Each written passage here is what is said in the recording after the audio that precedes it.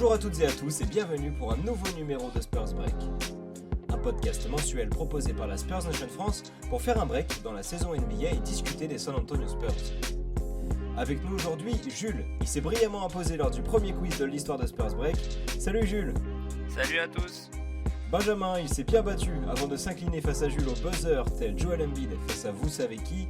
Salut Benj. Salut, ça va ?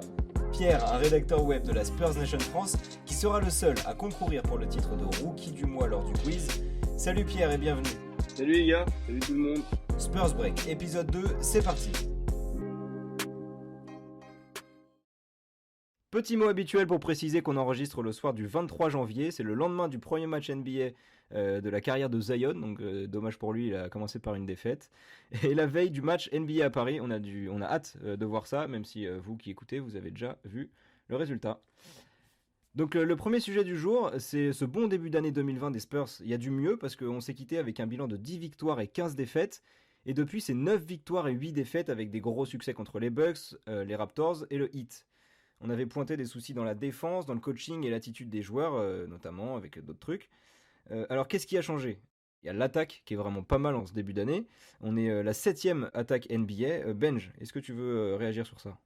En fait, l'attaque n'a jamais vraiment été un problème cette saison. Mais ce qui a vraiment changé cette année, et puis depuis Noël plus spécifiquement, c'est le changement de jeu de LaMarcus Aldridge qui a décidé de beaucoup plus stretch et d'espacer le terrain en chutant beaucoup plus à 3 points. On a pris un peu de temps pour essayer de trouver un certain équilibre parce que pendant les premiers matchs où il a commencé à planter à 3 points, il passait sa vie derrière l'arc et il s'est transformé en espèce de role player. Il n'était pas vraiment impactant sur le match, malgré le fait qu'il crée de l'espace pour DeMar DeRozan, ce qui est une des motivations aussi de ce changement de jeu. Mais depuis le dernier match contre Atlanta, on a vu qu'il retournait un peu plus sur du jeu au poste, des fade-away, des provocations de faute, et là il est justement devenu beaucoup plus impactant. On l'a vu driver aussi, et il retrouve justement son rôle un peu de leader offensif accompagné de DeMar DeRozan qu'on attendait depuis le début de saison. Bah ouais, le match contre les Pels, là, il est très chaud, il s'approche du cercle, il met des 3 points, il s'approche du cercle, j'ai l'impression qu'il a trouvé un peu le bon dosage. Alors à voir dans la suite, mais j'ai l'impression qu'il a bien dosé les trucs. On lui donne beaucoup plus la balle au poste, en tout cas sur le match contre les Pels. On a quand même lâché beaucoup plus de balles sur le côté, notamment sur le côté gauche du panier. Il a lâché pas mal de fade-away. Et ouais, c'est beaucoup plus son registre. Après, tu vois, quand il tire à 3 points, il avait peut-être tendance à le faire un peu trop, à rester trop derrière l'arc, notamment sur pick and pop. Mais après, il les rentrait. Donc, quand il les rentre, ça fait toujours du bien et puis ça écarte un peu plus. Il a presque 50% de réussite, je crois, depuis Noël. Aldridge, c'est monstrueux. En défense, il y a des fois, il est toujours un peu nonchalant. Mais là, si on parle de l'attaque, j'ai l'impression qu'il fait moins la gueule. Au rebond, il se bat plutôt bien. Donc, c'est vraiment dans ce registre-là que moi j'aime bien le voir personnellement. C'est demander des ballons au poste, tenter des fade-away, des petits tirs à mi-distance. Et puis, quand il est ouvert à 3 points, il n'hésite pas. Donc, c'est ça qui est bien. Ouais, qui d'autre fait du bien à l'attaque des Spurs en ce moment ? Qu'est-ce qui fait que ça va mieux avec d'autres joueurs qu'Aldridge ? Y a Derrick White qui fait vraiment du bien parce que récemment il prend une très grosse confiance en lui. On a vu contre Phoenix qu'il fait un énorme match, 25 et 7 je crois qu'il fait. Ouais. Et on voit là toutes les qualités qu'il avait montrées l'année dernière, notamment pendant les playoffs. Ce qu'il faisait pas trop en début de saison, était encore trop timide. Là, ça commence à venir avec des gros shoots et des très beaux pick and roll avec Potten qui font très plaisir. Il fait des super passes, hein. Franchement. Je sais pas à combien il est là sur quelques matchs, mais il lâche souvent entre 5 et 7 passes D. Et franchement, ça fluidifie beaucoup plus le jeu et ça permet d'avoir beaucoup plus de paniers faciles, notamment sur pick and roll, comme tu le disais. Ouais, et puis on s'était déjà plaint justement du fait on trouvait que Derrick White était beaucoup trop timide et n'avait pas confiance en lui. Il continue un peu à refuser des shoots ouverts ou à pas finir ses drives, ces choses comme ça, mais depuis 3-4 matchs, il est vraiment beaucoup plus investi. Il est beaucoup plus en confiance, il drive fort, il est très bon pour finir après le contact, aller choper la faute et finir. Prendre des de tous les matchs. Donc ça fait plaisir. Il est aussi bon derrière l'arc. Quand il est en confiance derrière l'arc, c'est un très bon sniper. Franchement, s'il continue à jouer en confiance comme ça va être un atout. Ça va être une des clés de notre qualification ou non en playoff. Et puis aussi, mine de rien, en attaque, il y a Forbes qui rentre un peu plus de tirs qu'en début de saison. Quand tu regardes son match contre Phoenix, on va le reprendre. Il bat le record des Spurs de 3 points marqués en une mi-temps avec 7. Ouais. et il finit à 8 parce que faut pas non plus déconner, il va pas en mettre 14. Mais ça aurait été trop beau. Mais il en met 7 en première mi-temps. Ouais. Reprends ta phrase, Pierre, si tu veux. Non, mais je souscris totalement à ce que tu viens de dire. Ok. Et après, bah, sinon, en sortie de banc, en fait, ce que j'ai remarqué aussi, c'est qu'on a quand même souvent une marque assez répartie. C'est aussi parce qu'on fait mieux circuler le ballon et donc on a soit des shoots plus ouverts, soit des paniers plus faciles sous le panier, dans la peinture. Ça montre comment on se partage beaucoup mieux la balle et qu'on se place peut-être un peu mieux. Les joueurs se trouvent mieux qu'en début de saison. Finalement, on a un jeu assez simple en attaque, on a un jeu très efficace mais assez simple avec beaucoup de possessions avec Poltel ou Aldridge ou même des fois Lyles en tête de raquette pour faire un hand-off ou un pick and roll, un pick and pop, des choses comme ça. Et puis ça marche assez bien, autant avec Poltel qu'avec Aldridge, qui ont deux styles très différents mais qui sont assez complémentaires du coup. Le fait qu'on fasse jouer Poltel avec le banc et Aldridge et Lyles avec DeRozan, ça fait que DeRozan a beaucoup plus d'espace pour attaquer et on va aussi en parler plus tard. Mais du coup, ça lui a permis d'un peu exploser depuis quelques temps parce que du coup, il a beaucoup plus d'espace pour jouer son jeu. Il est totalement en confiance et puis il met des gros chiffres. Mais on a en gros une bonne combinaison chez les titulaires, les remplaçants, et on a aussi des rotations un peu moins tâtonnantes qu'en début de saison. Popovic commence vraiment à trouver la bonne recette en s'ajustant toujours selon les matchs, selon les match-up. Par exemple, avec Trey Lyles, qui a des matchs où il joue très peu et d'autres qui jouent beaucoup selon justement le match-up et qui fait aussi énormément de bien à notre spacing. Bah, c'est vrai que niveau rotation, ça se voit beaucoup plus. Enfin, on a clairement des joueurs qui ont des temps de jeu bien définis. T'as Clairement. Aldridge et DeRozan qui en moyenne jouent 32, 33 minutes, ça dépend. Et puis ensuite, t'as une flopée de joueurs qui ont 25 minutes à peu près et tout le reste, ça aussi entre 15-20 minutes. Mais comme tu l'as dit, Pop, il s'ajuste pas mal. Lyles, il y a des fois, il joue 12 minutes, il joue moins que Potel et des fois, c'est l'inverse. Il y a l'intégration de Lonnie aussi qui s'est fait remarquer. Là, il a de plus en plus de minutes. Il est assez intéressant. T'en penses quoi, Jules? Bah ouais, Lonnie, ce qui est vraiment bien déjà, c'est qu'il permet de la création de tir en sortie de banc, de créer son propre tir, de défendre et de finir en catch and shoot à 3 points. Donc vraiment une arme assez efficace en sortie de banc qui peut jouer aussi bien avec les starters qu'avec les remplaçants et qui fait vraiment du bien au niveau de l'énergie de l'équipe aussi. On avait noté des soucis sans le ballon dans ses déplacements et tout. Il a progressé sur ça ou pas encore? Ouais, un peu, mais on le voit moins gêner les autres, mais on sent que c'est toujours compliqué pour lui de jouer sans la balle. Il va falloir un peu de temps, je pense, pour qu'il s'habitue. Mais il y a quand même du progrès. Bah ouais, il fait grave plaisir. Déjà, en fait, quand il sort du banc, je sens qu'il joue sans. Enfin, il se prend pas la tête. S'il doit tirer, il tire. S'il Il est a pas en moins peur, oui. confiance, il tire. C'est exactement ça. Et puis, il est quand même assez explosif. Ouais. Enfin, il a failli péter un énorme dunk sur la tête contre Phoenix. Là, je me souviens plus de leur jeune, là. Mais non, contre Phoenix, contre les Pels. Il a fait Jackson, un dunk. Kylian Hayes. Enfin, Hayes. Jackson. Ouais, voilà, Kylian Hayes, c'est pas Jackson. encore un rookie. C'est le petit français là. Kylian Hayes, il arrive. Ouais. Il est à Ulm pour l'instant. C'est pas le même. Laisse-le. Il va se prendre un poster Mais, par Lonnie dans quelques enfin, années, t'inquiète pas. Ouais, ça va venir. D'ailleurs, Lonnie, il a pas encore mis de poster. À chaque fois, il y arrive pas. Je sais pas si il a du mal à finir ou ça marche pas, mais quand il va en mettre un, il va en mettre un vrai. Hein. Ouais, bon après contre Hayes, il y a une faute qui est pas sifflée. Ouais, il se fait il y a prendre le grave bras. Ouais, la faute de Lonzo, je crois qu'il le pousse à la hanche. C'est pas très important. Ouais. Mais par contre, Oui, et puis même, enfin, il a pas besoin de mettre des gros posters parce que sur ses pénétrations, il y a des fois, il est hyper explosif et c'est aussi beau qu'un dunk. ouais, Il lâche des beaux il layups. a des finitions layup qui sont Ouais, magnifiques. il finit la main au cercle. Elles sont vraiment Ouais. impressionnantes. Ouais, il part de très Ouais. loin. Et Mais du coup, ça fait que des fois, il rate des layups faciles Ouais. aussi. Parce que du coup, il part de trop loin. Mais ça, c'est aussi. En vrai, il est très positif pour l'équipe quand il rentre. Défensivement, il y a du mieux. C'est peut-être ça qui nous fait gagner aussi en ce moment. Ah oui, l'amélioration défensive, elle est pas flagrante. Le gros, en vrai, je pense que le gros point positif qu'on a depuis quelques temps, c'est qu'on a des rotations qui sont assez fixes, mais en fait, ce qu'on a maintenant qu'on n'avait pas avant au début de saison, c'est que quand on a suffisamment de joueurs pour faire jouer les bons joueurs, les joueurs qui sont en forme, plus que j'ai de la peine à m'expliquer. Par exemple, euh, Murray et White, c'est celui qui sera le plus en forme, qui aura le plus de minutes. Pareil pour Lonnie Walker, pour Marco Bellinelli, Bryn Forbes. tous ces Patty joueurs, Mills. Patty Mills, on peut un peu les échanger dans les rotations et faire plus jouer les joueurs qui sont plus en forme sur un soir. Et ça, c'est un gros luxe de notre Après, équipe. le truc, c'est qu'on laisse quand même beaucoup encore de shooters ouverts à 3 points. Et il y a certaines wins qu'on a sur lesquelles on gagne aussi parce que en face, ils sont pas du tout à droit. Contre Toronto, on gagne, ils sont à 7 sur 32 au tir. Ouais. Et on gagne pas avec une marge hyper importante. Et on perd contre Atlanta à cause de ça. Hein.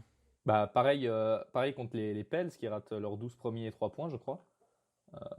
Et qu'on laisse continuer à shooter du coup et puis qui arrive à revenir. Mais oui, on a des gros problèmes sur la défense extérieure toujours.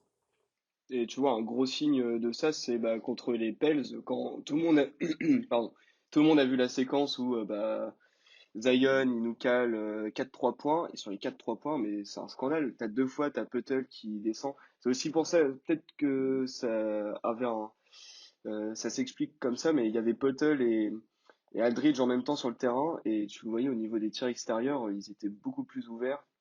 Les 4 qu'il met, il y en a 2 où il est vraiment seul, et le dernier qu'il met, c'est sur la tête d'Aldridge, et Aldridge, il le sert pas. Mais sur cette Ouais, séquence de Zion, on défend en zone, on le fait pas mal en ce moment et c'est la spécificité de la zone, c'est que on se prend des 3 points quand on défend en zone, c'est souvent ça, quand elle est un peu mal faite ou il y a des petits retards de rotation.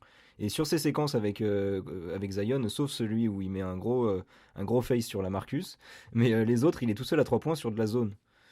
Et en ce moment, on le fait pas mal Ouais, ça. mais tu vois, à Miami, on a fait de la zone, et on n'a pas pris Mm. autant l'eau sur des tirs Bah ouais. extérieurs.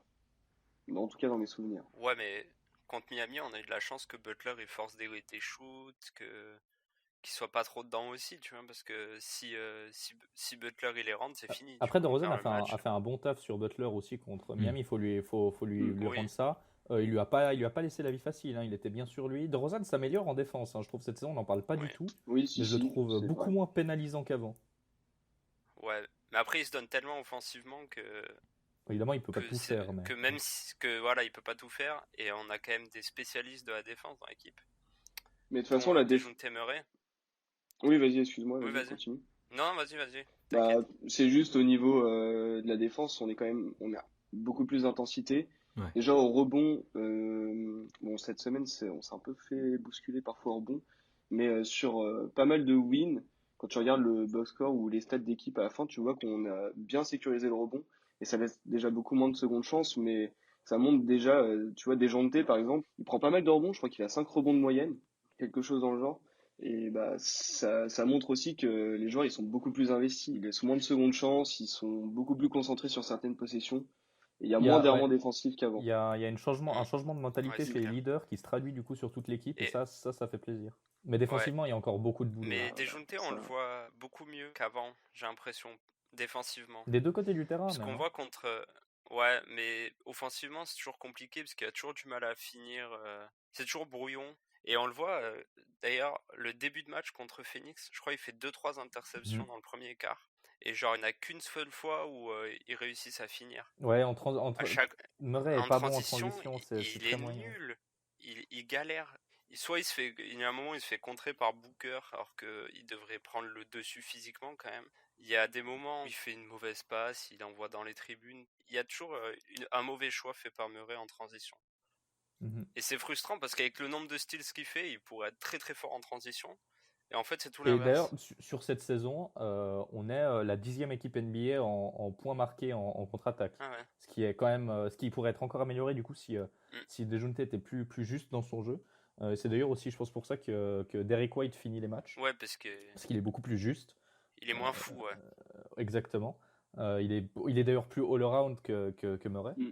Mais de l'autre côté, on encaisse aussi exactement 14. Bon, ça a peut-être un peu changé parce que cette stat date d'il y a 2 ou 3 matchs, mais c'est sensiblement la même chose. On encaisse 14 points aussi en contre-attaque, ce qui est la 22e défense en transition de la NBA. Ah ouais. Ce qui montre on a toujours une défense dans le dernier tiers NBA.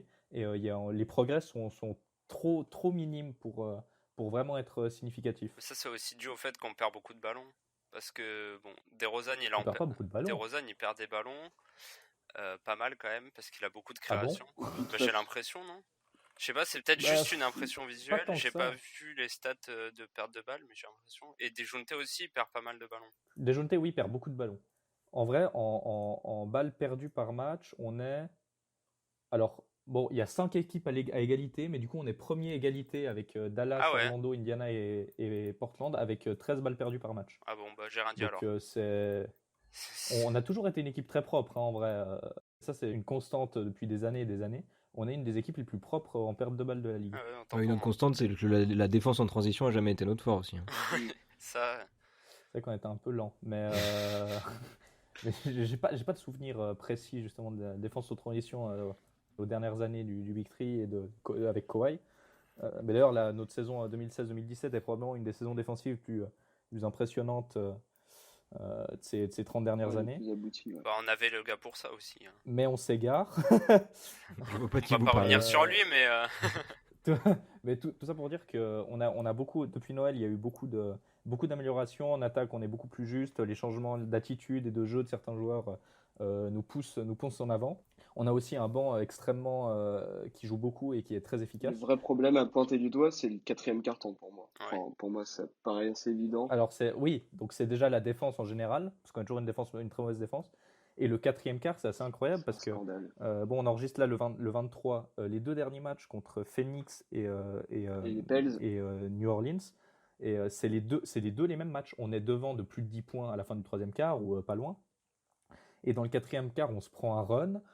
Sur les dernières minutes, la défense à 3 points explose malgré d'ailleurs la présence du backcourt Dejounte Murray et d'Eric White. On défend plus à 3 points, on les laisse revenir à 2 points. On se fait des frayeurs pas possibles, alors que le match était géré en fait à la fin du 3e quart, et puis on a des gros coups de mou justement au milieu du 4e quart ou au début. Qui nous font plonger dans des fins de match serrés qu'on ne devrait Ouais, pas mais à voir. chaque fois, on se tire une balle dans le pied parce qu'on est plutôt serein sur nos 2 et 3e cartons. Souvent, on fait des bons 2e ou 3e cartons, voire les deux en même temps, sur le même match. Même les débuts de match sont Ouais, voilà, meilleurs qu'en début de on est saison. bien C'est dedans pas en si général. mal. C'est vraiment les derniers quarts. Bah, là, si tu regardes contre les Pelicans, on prend 35 points dans le dernier quart. Pareil contre Phoenix. Atlanta, on en prend 33.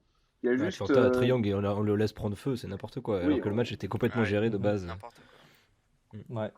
Et ça, c'est des loses encore stupides. Parce que si on conserve bien notre avantage, bah, Ah, tu mais vois.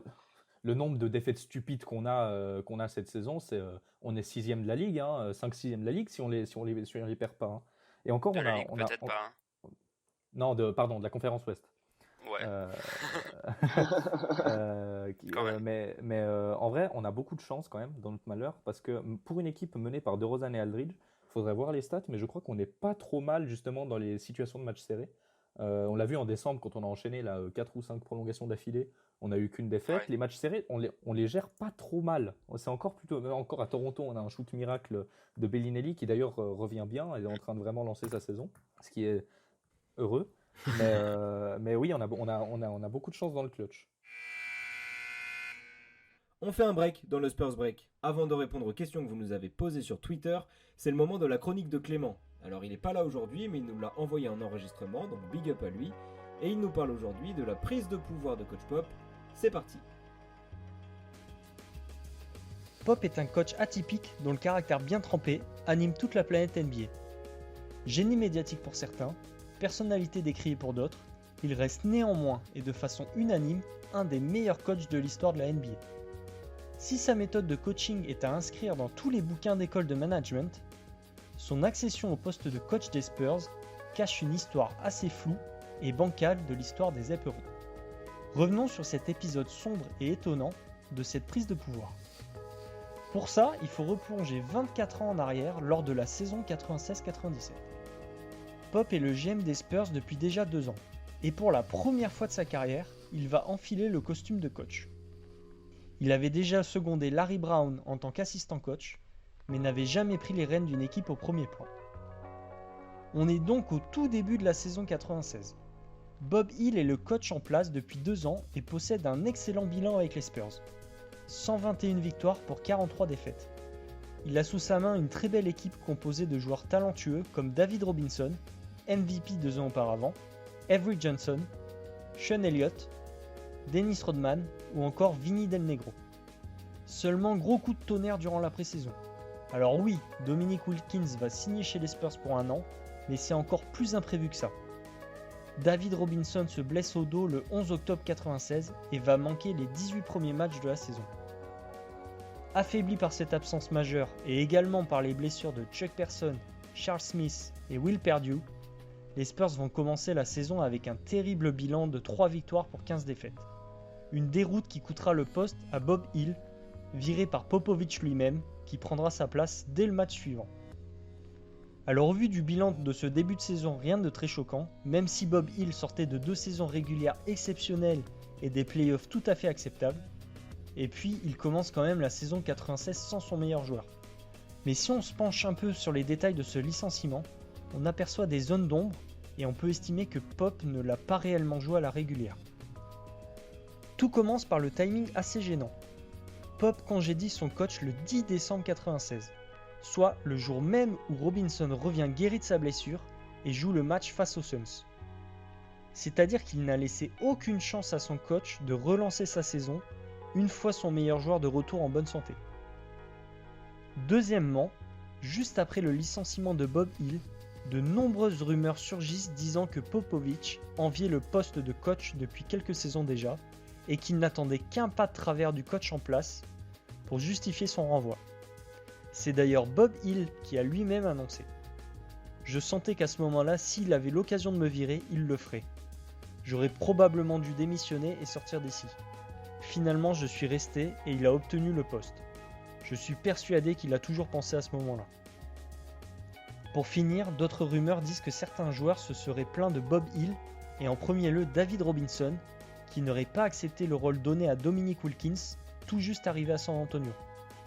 En effet, celui-ci a rapidement gagné la confiance de son coach qui n'envisageait pas de basculer le natif de Paris dans un second plan, même après le retour de l'amiral.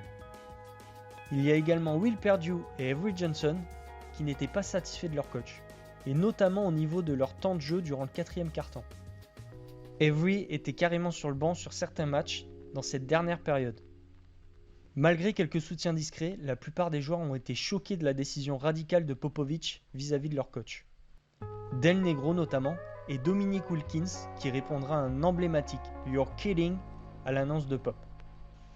Greg Popovich justifiera sa décision car son coach avait perdu la confiance de son équipe, selon ses mots, avec cette série de défaites. Il aurait également été déçu des résultats en play-off des 2 campagnes précédentes, où l'équipe avait atteint une première fois les finales de conférence perdues 4-2 face aux Rockets de Olajuwon, et la saison d'après, les demi-finales de conférence face au Jazz du duo mythique Stockton et Malone, perdues 4-2 également. Bob Hill écarté des Spurs, Pop récupère donc le coaching et son joueur star après 18 matchs de saison régulière. Et vous pouvez appeler ça du karma ou pas, mais l'amiral se blessera au pied 5 matchs seulement après son retour. Il ne reviendra plus de toute la saison. L'absence de David Robinson et les nombreuses autres blessures mèneront les Spurs à un terrible bilan de 20 victoires pour 62 défaites.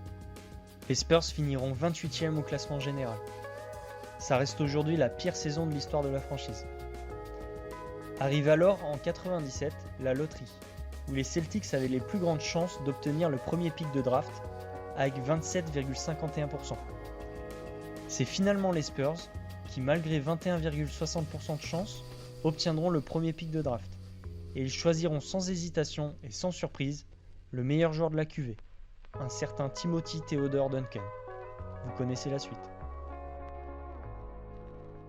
Merci Clément, on passe maintenant aux questions Twitter que vous nous avez posées. Elles étaient nombreuses, on en a donc sélectionné 3, dont la première qui est envoyée par Alexandre Sack qui nous demande « Est-ce que Patty Mills mérite qu'on lui retire son maillot lors de sa future retraite ?»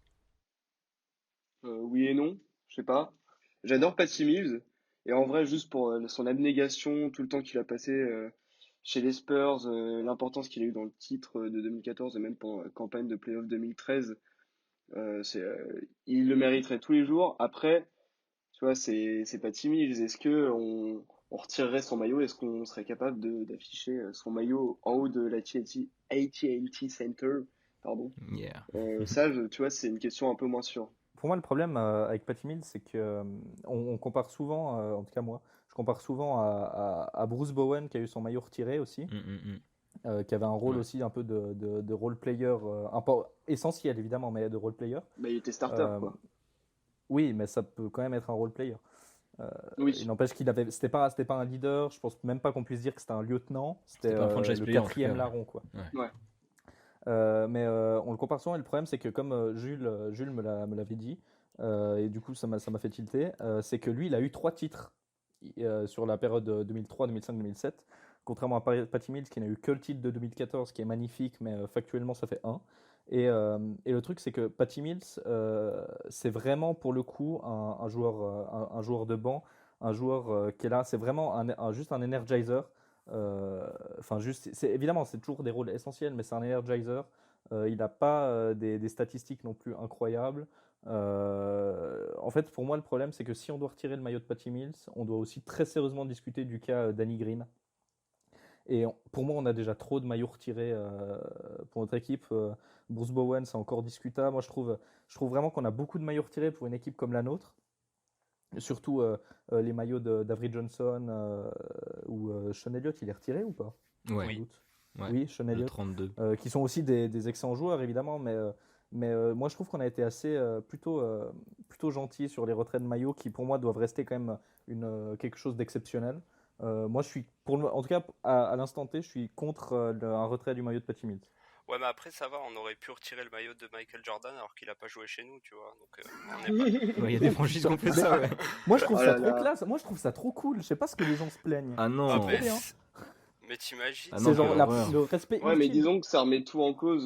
Tu retires le maillot de qui dans ce cas? Tu peux retirer le maillot de n'importe qui. N'importe qui peut retirer un maillot et dire bah tiens, c'est le maillot de David Stern, on y retire et voilà. Ouais. Mais Est-ce il y a que des nous, on Est-ce que les retire Spurs le... vont retirer il y a le des- maillot de LeBron James dans ce cas-là?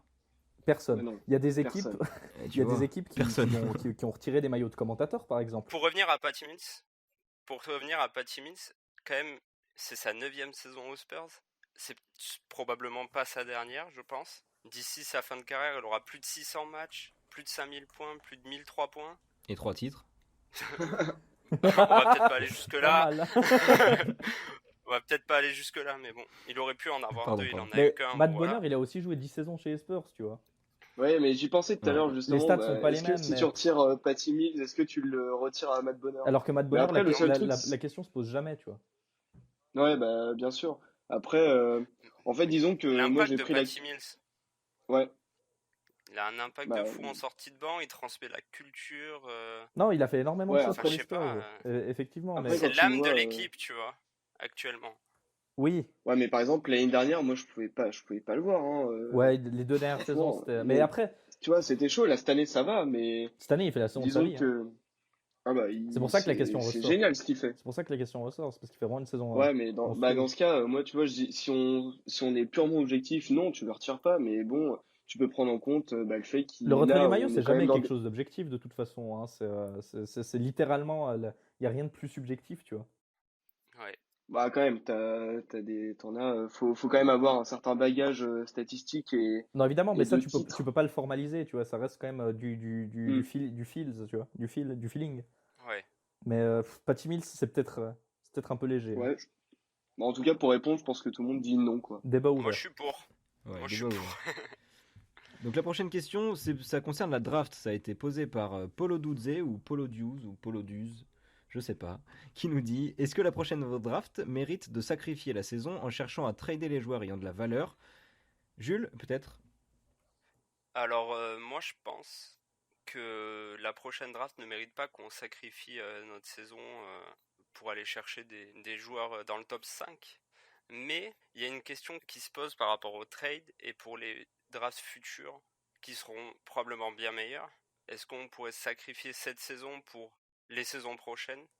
Enfin, les drafts prochaines, c'est compliqué. Mais je pense que vraiment, cette draft-là ne mérite pas qu'on sacrifie notre saison, même s'il y a quelques joueurs intéressants qui pourraient séduire les Spurs, comme Deni Avdija par exemple. Ouais, mais même en le voulant, on n'arrivera pas aussi bas. Hein. Faut Oui, aussi voilà, être c'est ça. réaliste. Oui, C'est un mais peu non. tard pour se On dire se ferait virer de NBA à un moment, ça serait du sabotage. Après, ça veut rien dire. Tu sais, les Lakers, ils devaient avoir le 11e choix, ils ont eu le 4e cette année. Oui. Bah du coup, Donc ouais, ça- c'est aussi ça fonctionne dans les deux sens. Tu vois, une équipe qui peut tanker peut se faire fumer, et une équipe qui peut essayer de choper les playoffs et qui n'y arrive pas peut choper des places en plus. Donc Ouais. le tanking a de moins en moins de sens aujourd'hui. Oui. Moi, je trouve pas que c'est. Mais, Surtout que la draft là, elle est très très incertaine. Donc, ça se trouve, le meilleur joueur de la draft, il sera en choix 28, tu vois. c'est très possible. Donc, c'est compliqué. Cette draft là, elle est trop incertaine. Y a Mais pas c'est un pour ça que Zion, ça par mérite exemple. pas de sacrifier cette saison. Mais par contre, moi je serais pas contre trader nos meilleurs joueurs contre des futurs tours de draft 2021-2022. Prochaine question qui nous est posée par Spurs Quentin 20 qui nous demande quel serait le meilleur move entre trader nos 2 stars et repartir à zéro ou bien essayer de récupérer un bon vétéran afin d'essayer d'accrocher les playoffs. Donc, dans tous les cas, là, il part du principe qu'on va trade. Ouais, Enfin, quel trade soit le plus voilà, c'est favorable. ça. Bah, ouais, mais c'est possible qu'on trade des petits trucs, des petits joueurs mineurs pour. Ouais, la question c'est soit on repart à zéro, soit on Ouais, s'ajuste. Voilà, c'est c'est ça. des ajustements. Moi, je suis contre le fait de trader nos stars, surtout qu'ils commencent vraiment à se lancer vraiment. Et puis ils en font de les deux contrat aussi. ensemble. En vrai, de toute façon, cette saison, on ira maximum à un premier tour de playoff, ce qui serait déjà pas mal pour cette équipe. Moi, je serais pour limite trader un ou deux joueurs pour faire des ajustements avant la trade deadline qui arrive bientôt là. C'est dans 2 semaines. Dans C'est 2 pour semaines. ça que je trouve que c'est vraiment tard de vouloir balancer nos 2 meilleurs joueurs alors qu'on sait pas vraiment ce qu'on peut, enfin déjà à qui on peut l'offrir, ce qu'on peut Ouais, avoir en retour, DeRozan en et tout Aldridge cas. n'ont pas une valeur de fou, quoi. Bah, DeRozan, vu ce qu'il lâche là en ce début d'année 2020, on pourrait espérer le pigeonner quelqu'un. Mais déjà Mais il a quand même qui? 30 Mais il est ans. agent libre en fin de saison. Il a une option de joueur qui pourra lever Ouais. la fin de Ouais, la il a une saison, player mais option. son contrat se termine à la fin de la saison là. Hein. Donc non, pour moi déjà, je pense qu'on trouvera rien de viable contre DeRozan ou contre Aldridge. À la limite, trader, oui, justement quelques assets pour essayer de s'améliorer un petit peu en vue d'accrocher les playoffs. Mais moi, je ne vois pas. C'est trop Mais tard là surtout pour tout faire sauter. Le truc, c'est qui pourrait-on trader? Parce que Rudy on vient de leur signer sur Trop cher. 2 ans. Trop cher. Beaucoup trop cher. Ouais.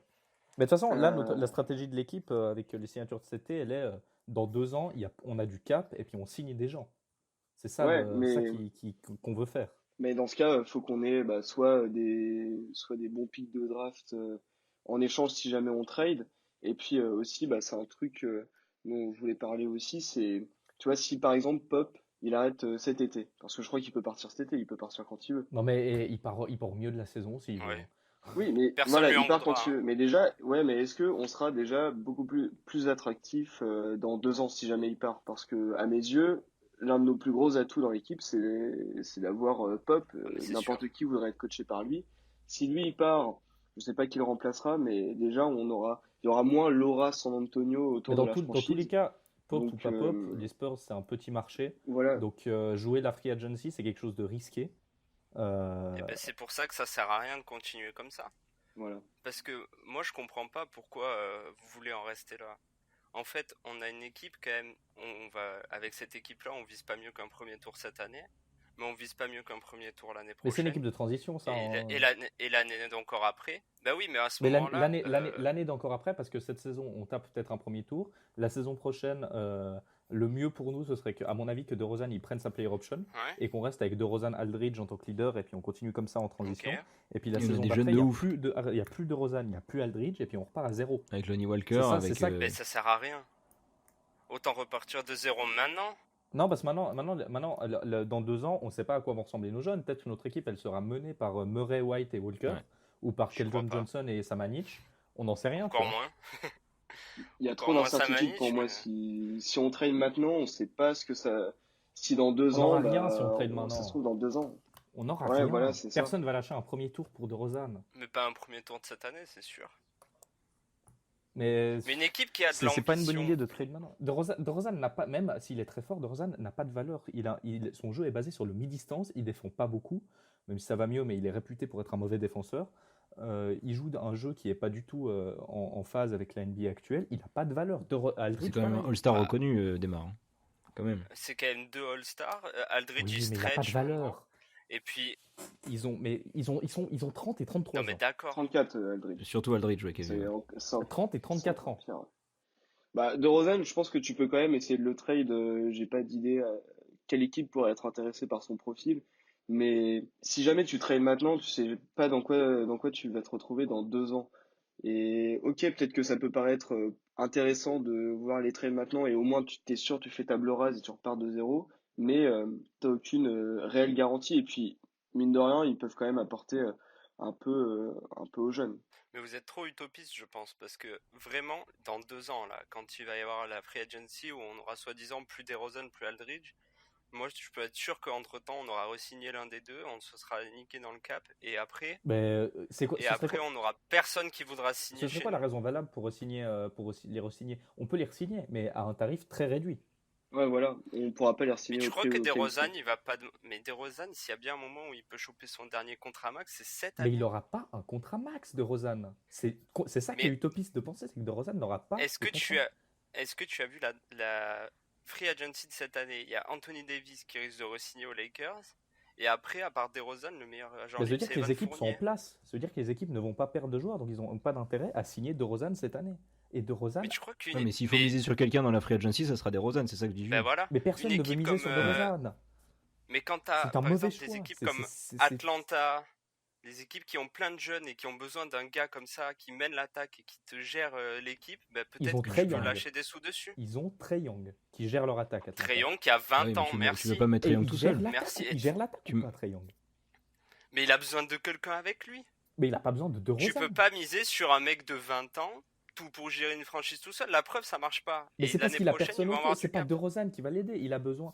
Mais bien sûr que si. Et puis Atlanta, c'est un très mauvais exemple parce que c'est une équipe jeune qui est en construction. Leurs jeunes, Et ben justement. ils vont monter. De Rosanne, il va juste pourrir leur cap. Surtout qu'ils ont déjà pas beaucoup de cap, je pense, parce que ils vont Mais perdre. si, ils ont beaucoup de cap l'année Ils vont- prochaine, ils puisqu'ils vont ont perdre Parsons, tous c'est leurs ça contrats expirants. Ils perdent 25 millions de Parsons, 18 millions de je sais plus qui, Evan Turner.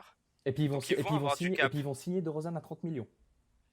Ben je sais pas, je t'ai dit Atlanta au pif. Mais qui Mais va c'est mettre possible. 30 millions sur de Rosanne? Ouais, s'il arrive à Mais je te choper viens de te le dire. Par contre, Mais pas Atlanta. s'il arrive à choper 30 millions, il est vraiment très fort.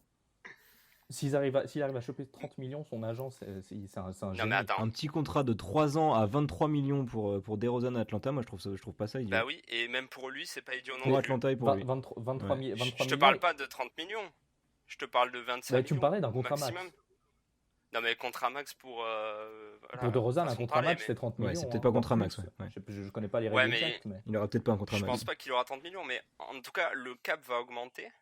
Et il y a des franchises qui auront de l'argent. Comme Atlanta, c'est un exemple, il y en aura d'autres. J'ai pas tout le nom en tête. Je pense que les Knicks, ils auront du cap. Il y a plein d'équipes ça qui auront m'étonnerait, du ils ont cap. signé beaucoup de gens cet été. Oui, mais ils ont signé des contrats courts. Et on sait pas ce qui va se Ils passer ont à pas la signé des deadline. contrats d'un an. Ils en ont, il me semble. Mais bref, c'est juste pour dire qu'il y aura des équipes qui auront du cap. Et je pense que DeRozan, avec le basket qu'il joue actuellement, il va intéresser du monde. Et qu'on risque soit de le re-signer pour longtemps pour pas le perdre, soit de le perdre contre rien. C'est pour ça que je pense qu'il faut le trader. Justement, DeRozan est très en forme en ce moment. Il a battu un record. Là, c'est la plus longue série pour un arrière qui marque au minimum 20 points par match à 50% de réussite au tir. Donc, qu'est-ce qu'il apporte avec sa forme actuelle et qu'est-ce que vous en pensez, les gars? Bah déjà, il a plus une attitude de leader. Il prend beaucoup plus de responsabilités. Il est bien meilleur dans le quatrième quart-temps. Sur le dernier podcast, vous pointiez justement le fait qu'il soit un peu plus dans le dur dans le clutch et aussi parce qu'il y avait que des ISO pour lui, on lui facilitait pas forcément la tâche. Mais je trouve que niveau attitude, il est déjà beaucoup plus focus. Là, tu vois, c'était il y a 2 semaines à peu près, enfin, sa série de matchs quand il enchaîne Milwaukee, Boston, et après il termine contre Memphis où il est quasiment en triple-double. Enfin, il est vraiment lancé, que ce soit au niveau du scoring, au niveau de la distribution, il fait beaucoup plus de passes décisives. Là, les derniers matchs, il en a un peu moins fait, mais sinon, pendant un moment, il était à 5 passes à un moment, et c'était vraiment bien de le voir dans cette attitude-là, où il pénètre beaucoup plus, enfin, et on se marrait un peu, c'était dans la viewing party contre le Heat, il tire un peu plus à 3 points, sauf que bon, il a souvent tendance à mettre le pied sur la ligne, donc Ouais. ça montre qu'il est Viewing Party, vraiment c'est un pas à rassemblement prendre qu'on les fait avec shoots la à 3. Spurs Nation France. N'hésitez pas à venir avec nous pour les prochaines. Quand il y a un match qui est le dimanche soir ou je sais pas quel jour à 21h, entre fans des Spurs, on se retrouve dans des bars parisiens et il y en avait eu un aussi à Montpellier, je crois, en même temps, pour le match à Toronto. Oui, c'est ça. Mm. Vas-y, tu disais, pardon. Ouais, non, mais du coup, voilà, enfin, déjà, il est beaucoup plus investi en défense et en attaque. Il lâche beaucoup plus de passes. Il crée encore mieux son tir qu'en début de saison, mais il se reprend vraiment bien depuis 3 semaines. Et c'est une des raisons pour lesquelles on gagne autant. Puis il faut dire que le fait qu'Aldridge shoot à 47% à 3 points, ça aide aussi, quoi. Parce que ça lui libère beaucoup d'espace dans la raquette. C'est ça qui lui a permis, Et là, qui lui a permis de faire sa série. Et là, il peut aller provoquer plein de fautes, il peut aller Mais là, mettre il des était- énormes tomards sur Chris Boucher, par exemple. Ah ouais, une boucherie. Ah ouais. Excusez-moi. Pardon, je vais la couper aussi. Non, tu la laisses, celle-là, tu la laisses. Ok. Mais ce qui est intéressant, c'est que justement, il a permis de faire, le changement de jeu d'Aldridge lui a permis de faire cette série, mais il a aussi une confiance assez incroyable. Il prend des shoots, mais d'une technicité, d'une difficulté incroyable dans la raquette ou des trucs où il a deux mains dans la gueule, où il shoot par-dessus son défenseur, des trucs improbables, et il les met et il shoot à 60% comme ça, et c'est tellement beau à voir jouer, c'est assez merveilleux. Et en plus, il est, comme Pierre l'a dit, il est très organisateur.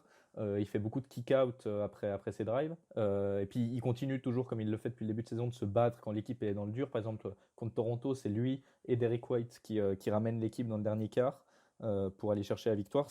Franchement, il est irréprochable Et en plus, sur juste, ce il dernier provoque mois. beaucoup plus. Là, par exemple, je parlais de Milwaukee, Boston, Memphis sur cette série de matchs. Mis à part contre Milwaukee où il tire que 2 lancers francs, Boston il en tire 11, il met les 11. Memphis il en tire 14, il en met 13. Enfin, il est beaucoup plus agressif et ça se voit au niveau du score. Ça fait un bien fou d'avoir Puis il est plus de enfin sifflé lancers à sa gagnés juste par lui. valeur aussi, parce qu'il y a des fois, en Oh, début de saison, il c'était prenait des attentats et il n'y une avait pas de sifflet. Il n'y avait catastrophe. pas de sifflet, c'était terrible. Surtout Et en fin de depuis, match. Hein. et après contre Memphis, par contre, il en a eu beaucoup qui étaient un peu douteux, mais c'était un peu l'inverse. Mais Ça arrive aussi. ouais, c'était la compensation du début de saison, mais des fois, il est Ah ouais, pas non, du mais tout au début de sifflé. saison, c'était une catastrophe. Enfin, Des fois, il est sifflé comme un rookie. Hein. C'est Je me terrible. suis toujours parmi du coup de la corde à linge de Rodney Hood qui a été sifflé faute Ah pour ouais. DeRozan. Ah Celui-là, ouais. il est traumatisant. Hein. Tony Brothers, On sait où t'habites. waouh, Le GOAT. on va te retrouver. Bon les gars, on passe au quiz. Allez, Vous êtes chaud? toujours. Trop. C'est parti, game time.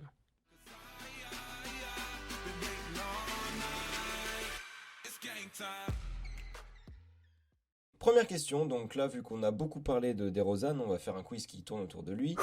Oula, Donc ceux qui n'aiment pas DeRozan, vous pouvez tout de suite éteindre ce podcast. non, restez. Donc là c'est pas une question de rapidité, vous allez chacun répondre chacun votre tour. DeMar DeRozan a réalisé sa meilleure Ah, saison. c'est pas un truc de vitesse. Non, c'est pas un concours de vitesse. Ok. Il y a une autre question après qui sera comme ça, mais c'est pas celle-là. DeMar DeRozan a réalisé sa meilleure saison à 3 points en 2017-2018 avec Toronto, mais quel était le pourcentage? On va commencer avec Jules. Oh putain. Alors j'en ai aucune idée, je vais dire 36%. Ok. Ambitieux. Pierre. Bah non, mais vas-y, j'allais dire 36, mais bon, je vais devoir dire autre chose. Vas-y. Désolé. Je vais dire. Franchement, en plus, je mets pas plus, je le mettrai pas à 40%. Allez, 38. Ok. Très Et ambitieux. Benj. Non, c'est beaucoup moins. C'est entre 30 et 33, je veux dire 32. Eh bien c'est 31%. Oh Oh là putain, là, putain. on a été vraiment trop Le ambitieux, premier point pour sur Benj ça. qui ouvre le score. Oh le J'ai salaud. vraiment surestimé. Et alors pareil. combien de 3 points tentait-il par match lors de cette saison-là? Combien de 3 points tentait-il par match? On va commencer par Pierre. On va dire. Allez. 1,3. Ok, Benj. 3,3. Jules. 2,1. Et bah Benj. T'es chaud, hein? 3,6. Mais franchement, je suis un basketball Ouais, référence il a nerd. Hein. Basketball Reference à côté sur son Ouais, ordi. surtout sur On le l'ordi. sait, on le sait. Il est sur la page Démarre des Non. Rosanne. Je l'ai tellement fouillé cette page. Mais ça, je savais parce que quand il shootait pas à 3 points, je regardais ses stats à Toronto ces dernières saisons. Et puis c'est la saison 2000 où il tourne à 27 Oui, sa points. meilleure je crois. saison. Ou alors c'est la dernière. Sa plus grosse saison au scoring. Non, je crois que c'est sa dernière saison à Toronto. T'as les chiffres du quintet pour C'est sa demain? dernière- C'est sur Basketball Reference, ça? Aïe. Aïe, ça fait mal. Ok. C'est un joueur qui se blesse rarement. La saison où il a le moins joué était en 2014-2015. Combien de matchs a-t-il joué cette saison-là? On commence par Benj. 67 matchs. Ok, Jules 52. et Pierre. Attends, c'est 2014-2015. Ouais. Faut répondre vite, Non, sinon mais t'as le temps d'aller regarder sur Basketball Référence. Ah ouais, non, mais là, c'est bon, je galère tellement. Mais Il a pas fait comme moi, il avait pas la page Et ouverte. ouais. bah, à la base, je l'avais, mais j'ai refermé mon ordi justement pour pas, Ah, pour pas qu'on m'accuse. quelle erreur. Franchement, je dirais un peu plus que Jules, je dirais 57. Et point pour Pierre. C'est 60. Ah, Eh ben voilà. On va dire que j'ai triché parce que voilà, j'ai ouvert ma gueule juste avant. Non, mais non. tricheur. Bon, un point sur les scores, Benjamin, t'as 2 points. Pierre 1, Jules 0. Coup dur. Il y a combien de questions? Et ben il y en a plus beaucoup. Après, il y a des questions de rapidité. On va en faire 2 autres. Donc là, Jules, mon grand, voilà. Hein. Faut que je donne tout. Ouais. Tu peux égaliser à la limite. Yes. Question de rapidité, les gars. En 2010, il participe au concours de dunk du All-Star Game. Et il perd en finale, mais c'était contre qui? Dwight Howard. Non. En 2010. Il perd contre. En 2010, ouais. Oh putain. Il perd pas contre. Putain, je me rappelle plus de son nom, j'adore ce joueur, le tout petit. Eric Gordon. Eric Gordon n'est pas tout petit. Pierre, t'as donné un gros indice. Ah, et voilà, c'est. Putain, c'est Robinson. Et ouais. Nate Robinson. Ah ouais. Nate Robinson, putain. voilà, je me souvenais plus de son prénom. Nate Eh oui. Robinson. Un point pour Pierre. Celui qui a gagné le plus de concours de dunk, d'ailleurs. Et ouais. Bon, Jules, t'es hors concours, là. Il y a 2 partout entre les 2 autres. Donc la dernière question, ça va être pour les départager. Non, je joue quand même. Ouais, tu joues quand même si tu veux. Vas-y.